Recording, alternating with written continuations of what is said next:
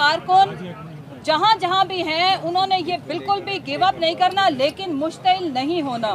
क्योंकि ये घबराया हुआ टोला, इनके मुंह को खून लगा हुआ है। इनको अपनी बका के लिए, ये जो आखिरी सांसें ले रहे हैं उसके लिए इनको लाशें चाहिए। और इंशाल्लाह मैं वादा करती हूँ कि हम आपको ये काम तो नहीं करने देंगे, लेकिन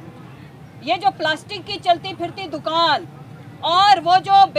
बिलावल, जिसको पता नहीं उसकी अपनी शनाख्त भी बेचारे की खतरे में है। सुना है कि अमेरिका के बहुत बड़े हॉस्पिटल में मेरे और आपके टैक्स के पैसे पे इलाज जारी है, उसके बाद फैसला किया जाएगा कि उनकी असली शनाख्त क्या है, किस तरह का उनका आईडी कार्ड बनेगा। मेरा मानना ये है कि पाकिस्तान के अंदर जिस तरह से बेसिक इंसानी हकूक़ की पामाली, जिस तरह से आयन और कानून की पामाली, जिस तरह से आयन और कानून को अपने पैरों तले कुचला जा रहा है, जमहूरियत को रौंदा जा रहा है, इसकी तारीख में बदतरीन मिसाल कभी भी नहीं, कहीं भी नहीं मिलती। जब जमहूरियत नहीं थी, जब मार्शल लॉ था, तब भी ये नहीं हुआ। और एक और चीज़, आज सबको पता है कि आलमी दिन है ख़वातीन का, और अभी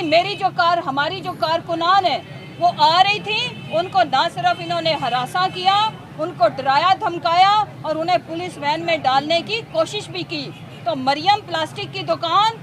और मरियम इस्त्री, मेरा तुम्हारे लिए पैगाम है, तुम्हारे पास है ये किराए की मछलियाँ चंद जो आपने इधर उधर से पकड़ी हुई हैं, ये वो ख़वातीन हैं जो जज्बे के तहत जान कुर्बान करने के लिए आई हैं। मुझे पता है तुमने बंद कमरे में बड़ी अपनी प्लास्टिक को पिघलाया हुआ था गर्मी कर करके, और बड़ी तुमने ट्रेंड चलाने की भी कोशिश की। मैं तुम्हें बताना चाहती हूँ,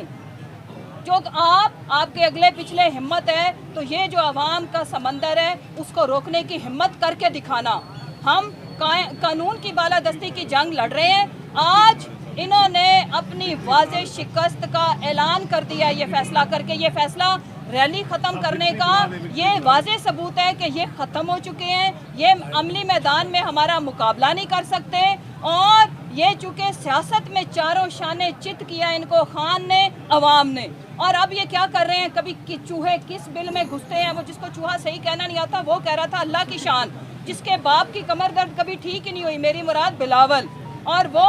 भिगोड़ा जो कहती है जिसका पूरा ख़ानदान उसके अपने समेत भिगोड़ा,